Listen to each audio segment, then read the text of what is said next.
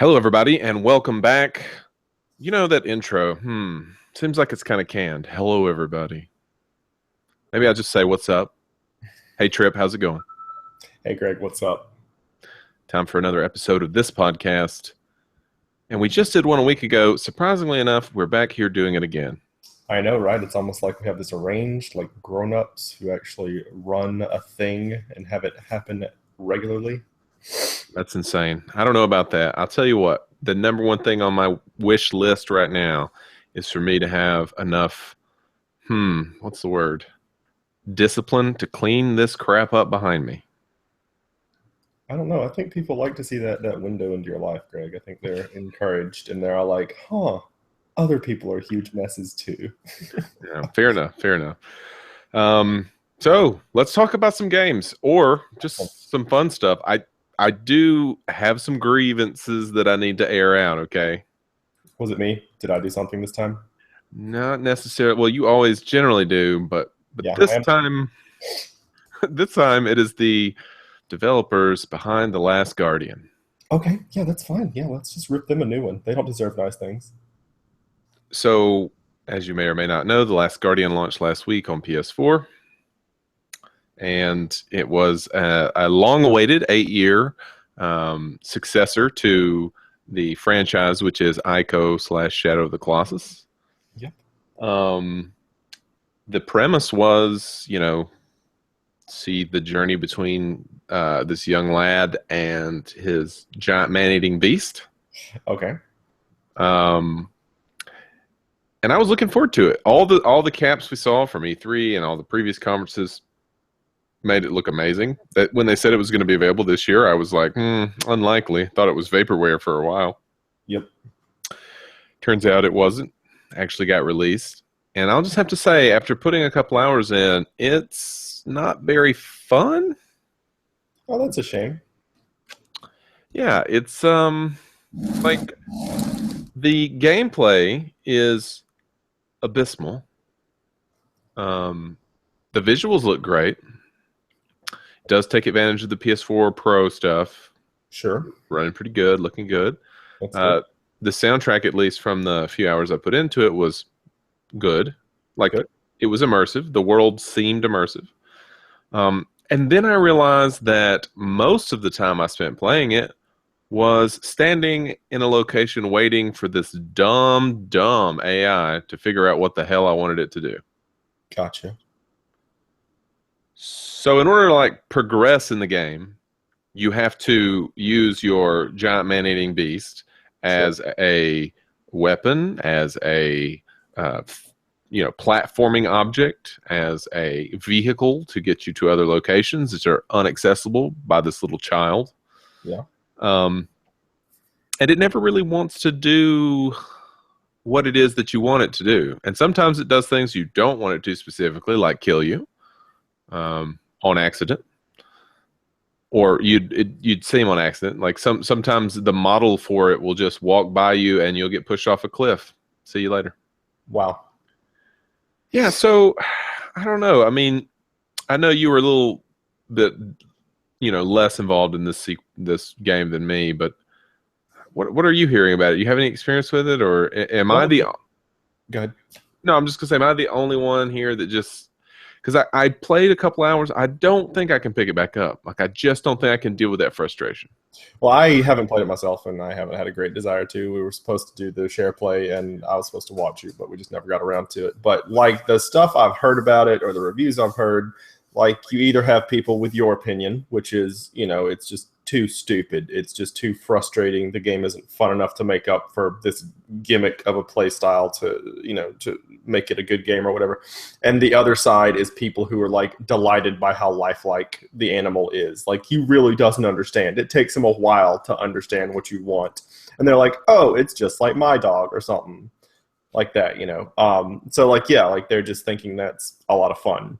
And those are the two sides you've seen of it. And it's obviously someone who wants to like the game versus someone who, either doesn't want to like the game or is more on the fence like you were or whatever. So, and that's just the interpretation of it. But it seems a little risky to me to go with that. personally, like this studio hasn't produced anything in 8 years, right after Shadow of the Colossus, and they come out with something like this. It was a weird choice, in my opinion. You know, like I think they should have come out with more of a fan favorite type of thing. You know, like we all wanted Shadow of the Colossus too, because the first one was so very, very good. But yeah, like I guess we just have a director there who wanted a vision and is just going with it, just sticking. He must have a dog. Yeah, like he must have like a dog or something like that. Yeah, like exactly. Like he must have like an animal. He's like, or maybe not that one-to-one, but yeah, like he wanted that experience, I guess, and that's weird to me. But yeah. Yeah, so tough because I definitely did enjoy Shadow of the Colossus, and to a degree, Ico, not as much. But I mean, the you're basically putting your whole, the whole IP of your company. Basically, you're saying we're hoping people like this AI thing. Yeah. Do you think we're going to hear from the studio again? Probably not. No. From what people are saying, I'd be real surprised if, it took them 8 years, and which isn't fair. That's not fair at all. Like it's not like they developed it for 8 years or anything. They obviously had like probably, again, we talked about it last week, some probably financial issues, probably like starts and stops, probably, the team was moved around during or whatever to work on other projects, whatever. Yeah, like it, one way or the other, I don't think this is a great showing from them after 8 years. No, not especially after all the hype that was built up around it. I mean, This is like a mini No Man's Sky. I kind of almost want to hate to make the comparison because there was not as much hype around this game as that one for sure. And this wasn't as horrible of a mistake as No Man's Sky was, but because it is kind of in line with what this studio is known for, just quirky shit that just happens to be fun. Yeah. And like even in Shadow of the Colossus, right? Controls were not great, and there were some issues, but the gameplay made it okay that was the problem. So, like just a grand vision for that game ended up, with a really awesome experience, unique, awesome experience. Yeah, and so like I knew going in, like while I was installing it, I was like, all right, so there's going to be some control things. It's going to be the camera's going to be wonky. Don't worry about it. Let's see what they've got. And I couldn't get past it because the experience was super frustrating. That's weird. All right, so that's my thoughts on The Last Guardian. So for those of you who care for this review, I do not suggest picking it up unless you have an affinity for things not listening to you and being frustrated. You probably would love it. Awesome. Like if you're in like a terrible relationship and your partner does that to you all the time, then this will be natural for you. You just slide right in. So what else has been going on, Trip, in the game world or in any world, really? Well, I mean, we got more time in Final Fantasy 15. I actually beat the game last night, was it? Yeah, beat the game last night. And so, I mean, I can confirm that the story is just, bonkers. But that's okay. Every Final Fantasy story is straight up bonkers, but they usually give a little more effort towards, sharing the details of the story with you. This game to me is pretty much dependent on you watching the supplementary films that came out, before the game. The Brotherhood series, I think, is really important for like the dynamics between the characters, and Kingslave, I think, is vital for background story. Sure. Like you just miss out on everything. Like honestly, I think so much of Kingslave should have been like it's dumb to say like, an hour and 45 minute or hour and 30 minute like opening cinematic or whatever, but maybe a couple of them peppered in there here and there would have been neat to see. But like there was nothing. It was just like they give you almost nothing. Like you can pick up stuff from context clues throughout, but anyway, it was just very odd that choice, I guess, to not give us more information about the story. But it was satisfying. It was very satisfying, I'd say.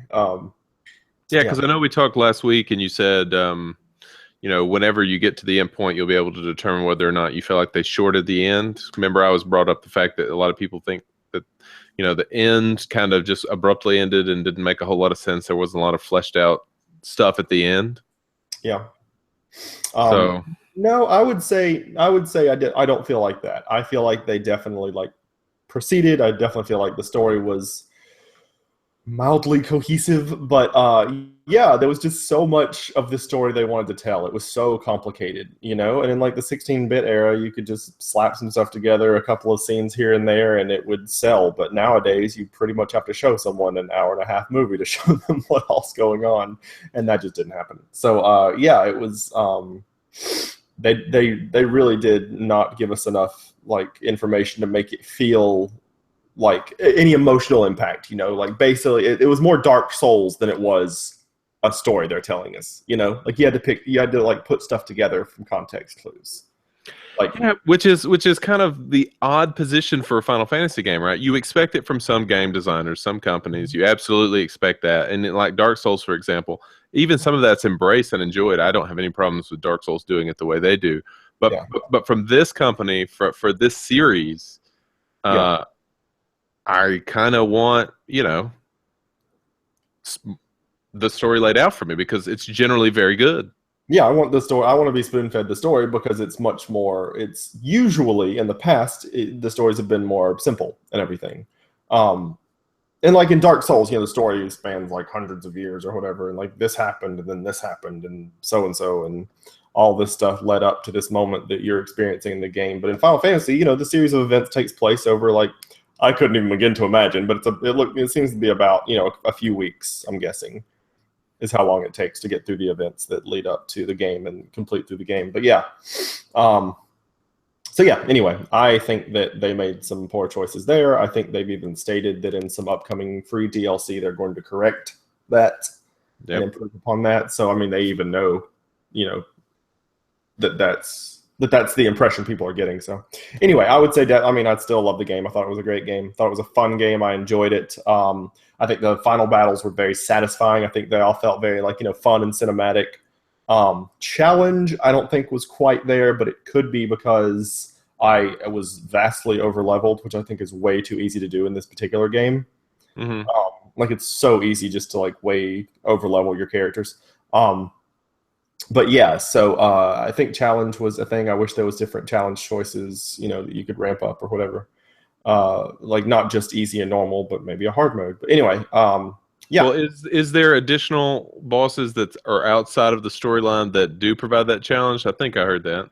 Well, after you beat the story, you can apparently go back and do other things. But I just played the shit out of that game the last couple of weeks, so I did not care to do that immediately. I might, in a while, go back and try and mess around with some of the after story content. But I don't have any great urge to do that right now.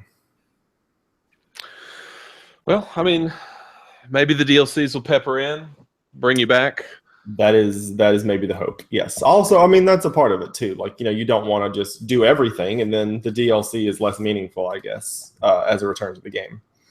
Yeah, for sure. I always felt the same way with Dark Souls, and then almost never played any of the DLC, but still. And we know we're getting an actual expansion at some point, right? Because Season Pass equals some content that's going to be paid for. Exactly. Later. Yeah, something's going to be there, supposedly. Yeah. Yep.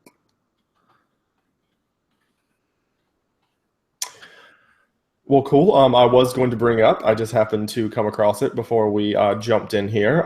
They have chosen the showrunner, the writer for the Kingkiller Chronicles from Patrick Rothfuss. Have they really? Who is it? They genuinely have. His name is John Rogers, and I do not know anything he's done. I wasn't aware of anything. I guess he's not popular or famous rather. But I do know that he's done a couple of shows for TNT.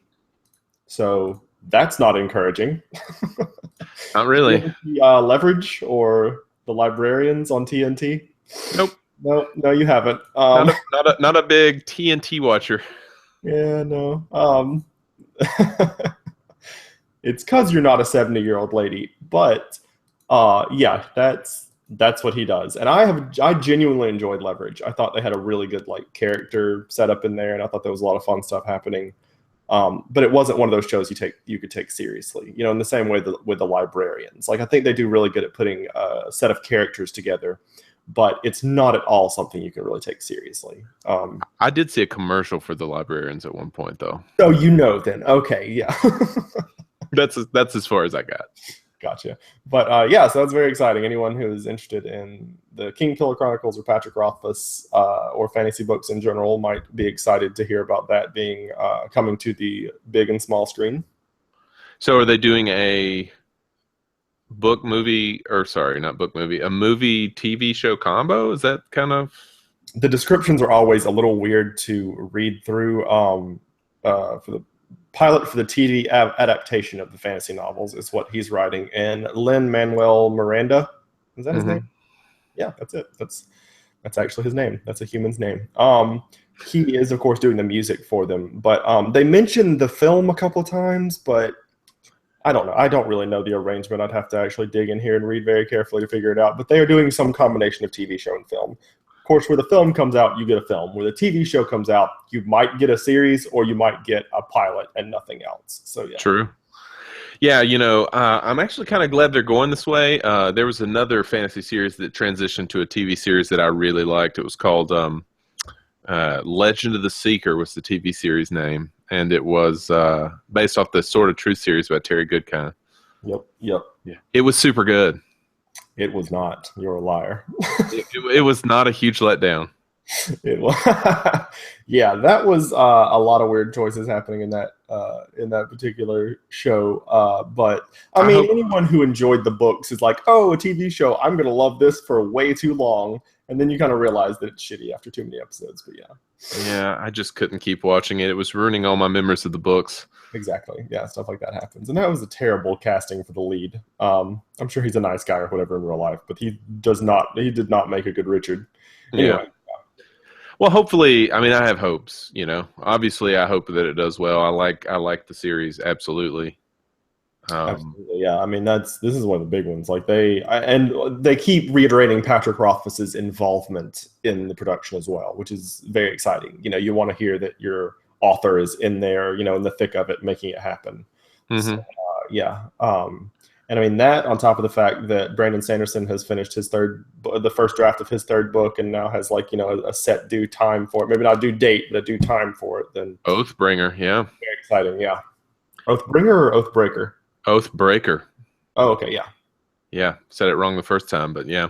Gotcha, yeah. That's like fall 2017, right? That was, I believe, what we heard, yes. Yeah. So that's exciting also. Super excited about that. So speaking of Patrick Rothfuss, I watched a video of him. He was streaming The Witcher, as he does on Twitch. Mm-hmm. And I think he was doing a Q&A session. And he was answering viewer questions on how to pronounce things from the Kingkiller Chronicles. Okay, that's cool. Yeah, and it was... how bad have we been the whole time? We're not good. We're not 100%. Yeah, we're good on all the main ones that matter. Okay, good. A lot of the side characters, I was like, "What? Who is that? Oh, no, that's not how you say that." But yeah. Obviously, up to interpretation. He probably knows better than I. Yeah. But yeah, it was kind of an interesting watch. So you can find that on YouTube if anyone's interested. Just search for Patrick Rothfuss pronunciations. That's really cool. Yeah, I watched him play. I think it's really cool to see someone who you've read his work and you think he's awesome, and then you kind of watch him live like that. I think that's really, really cool. Of course, which is why he does it. Everyone thinks it's really, really cool. But the point is, watching him play The Witcher 3 was not fun for me. He just was complainy, he was just he might have been in a bad mood the two times I watched him, but it was just it was the whole time you're just dude, get over it. Just try and enjoy the game if you can enjoy the game. He just was saying shit, obviously, because he felt like he needed to perform because he has all these people on Twitch watching him. Sure. And I guess his stream of consciousness or whatever we were getting was just super down on the game and just kind of negative and just kind of bitchy. So I just turned it off. I couldn't get through it, but yeah. Yeah. Yeah. What is that they say about don't meet your heroes? I mean, I've seen him do other stuff that I didn't dislike as much as I disliked that. But yeah, I saw he also played another one with his girlfriend there with him, the mother of his children. And so that was also a bummer. But whatever. I mean, he's a really cool guy, and I love his writing, and that's what matters. Yeah, no, I mean that's his art. We appreciate his art. I agree with you on all accounts. Um, yeah, so was pretty excited about getting to meet some of the I guess my point is what I'm saying is that I think that technology and the internet and things of this nature, Twitch and all, it allows you to meet your heroes kind of even if indirectly. Yeah. Because I remember when I went to California for a book signing for Brandon Sanderson, I was out there for work and he happened to be out there. And that was all amazing and great, but it was a brief interaction and there was, I could not have made a character statement about him after that, right? Sure, yeah.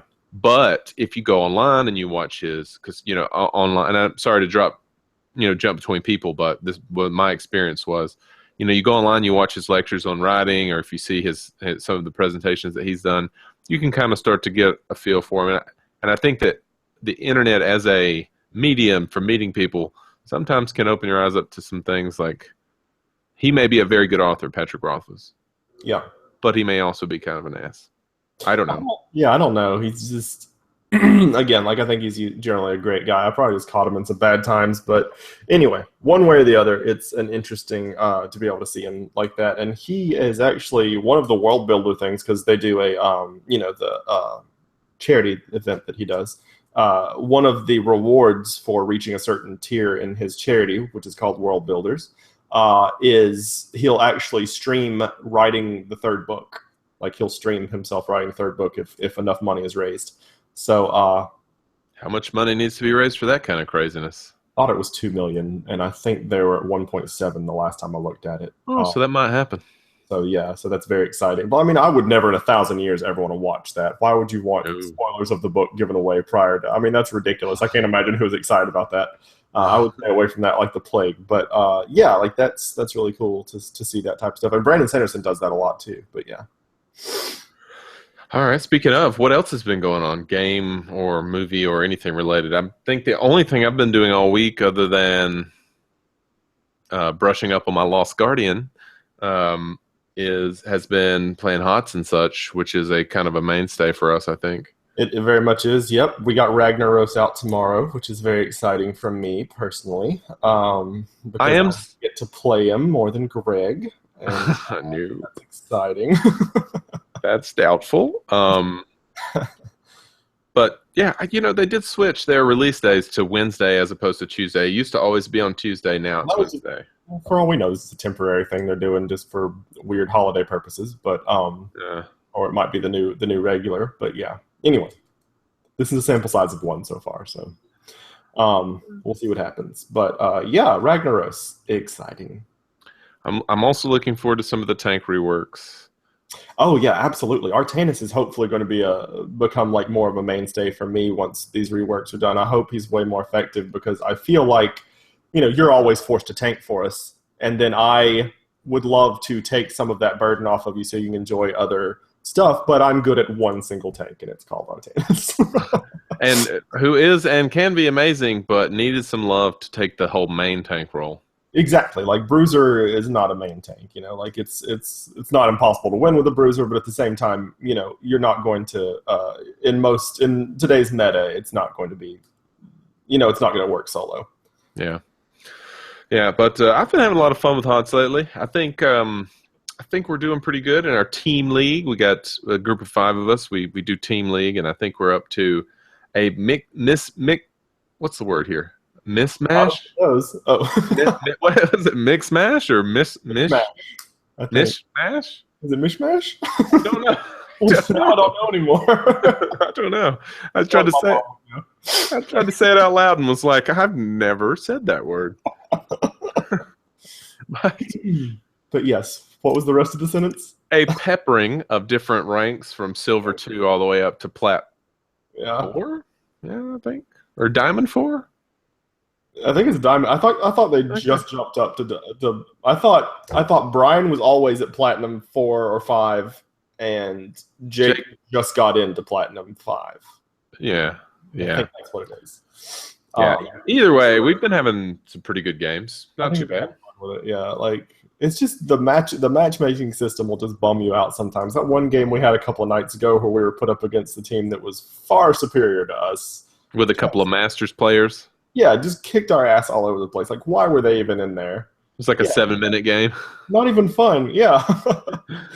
Oops. Terrible. Looks like the matchmaking system was desperate. That's all I know. Although the only good part about that was that at least it was over fast. Because if we would have been in like, because I think last night was it that we had a 42-minute game? Oh God, yeah. Which one was that? What map was that on? I think it was Garden Terror. Yeah, I guess it was Garden Terror. Yes, God, because Jake was on Sylvanas and ended up pretty much just winning the game for us. But like 42 minutes of back and forth. That's the longest HOTS game I've ever played. But that was like, I remember that completely fondly. Like, Oh, yeah. I'm not sure how fondly I remembered if we'd lost, but still, like, it was a fun game. You know, like we had enough time to learn the other team a little bit, make intelligent decisions, you know, kind of like figure out some of the fights a little better. So yeah, anyway, I thought that was a lot of fun. Yeah, and I think that's kind of a counterpoint to, like, a lot of times people claim that Heroes of the Storm is, you know, a better MOBA because it has shorter games, so you can get through them quicker, and they list all these reasons, as compared to League of Legends or Dota, which have like 45-minute to an hour and 20-minute games. Oh, kill me. No. Mm-mm. Yeah, but I will say that there is something to be said about a decently long game. Like, I mean, I'm not saying that I want 45-minute games all the time, but it definitely was fun. Occasionally, yeah, I think that's great. Occasionally, yeah. It's just, I don't know, like that particular, I think that was a really, really good matchup. You know, we had a good matchup of player rank and ability, and good matchup of team and everything, and like team comp and everything. So yeah, because it's better to win or lose that kind of game than it is to stomp a 6-minute game, right? Or yeah, exactly. Because even if those guys that beat us in 6 minutes, they're not sitting there going, "Oh, nice, we completely dominated." Yeah. They're going, "Oh, we got mismatched." Yeah, like, to be fair, do we do that though, or are we like, oh, we're really good at this game? No, man, I always inflate my ego. Come on, man. We are fantastic if we have a 6-minute game. Nothing but skill. Yeah, but besides HOTS, not a lot of video gaming going on after I beat Final Fantasy 15, yeah. Anything you're looking forward to over the holidays to pick up for those people that are on vacation that have some spare time to play some games and maybe get away from the family for a while? I know I saved a little bit of Final Fantasy. I'm only about halfway through, so that's what I'm going to be churning through. Awesome. But for those of us that don't have a Final Fantasy like you, what are you going to be looking at? Dude, well, I mean, I'm here this week. I'll leave Tuesday to go back home or whatever. So I'm going to be watching you play Final Fantasy. Okay, that's a good solution. Yeah, no, otherwise I'm going to be probably taking Pokemon Sun and Moon home and playing it once and being all like, oh, wait, I already beat this game. This isn't fun anymore. And then talking to my parents. God help me. But yeah.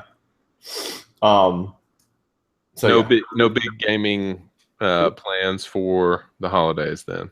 No, you know how painful it is for me to try and play HOTS over there. Yeah, that's true. The worst connection in the world. Really, really bad.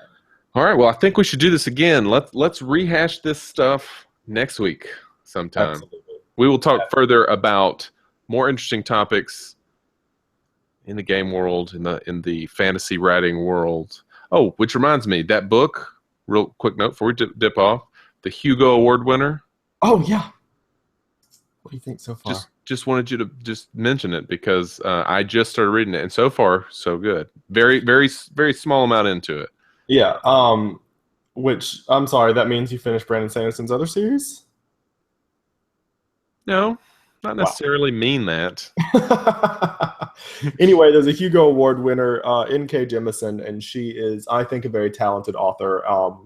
She does non-standard fantasy, you know, like there's no like ogres and elves or whatever. She usually will like just do I think she's a very awesome world builder. Like she's one of those people that like, you know, just completely starts from scratch. I think it's really cool the way she sets stuff up. She wrote 100,000 Kingdoms. I think that's it. It's a number of kingdoms, a large number of kingdoms. Anyway, I've enjoyed her work from time to time. And definitely, I just honestly, I'd almost like self-jokingly picked it up because it was a Hugo Award winner, which I don't put a lot of stock into since, whatever happened a couple of years ago with all the people doing the weighted voting on that. But anyway, one way or the other, this one in particular happened to be good. So, I would definitely look at it. It is called, wow, I blanked really hard. What's it called, Greg? The book that Tripp recommended me? Anyway, N.K. Jemisin, her most recent series. Check that out if you want to. Oh, I'm going to get the name of it. We can't leave the listeners completely without the name of it. Even though they could easily look it up. It's called The Fifth Season. The Fifth Season, yes. This is on. There we go. Yep, The Fifth Season, yeah. The Fifth Season. So, check that out. All right. Till next week, then. Awesome. See you later, Tripp. Later, guys.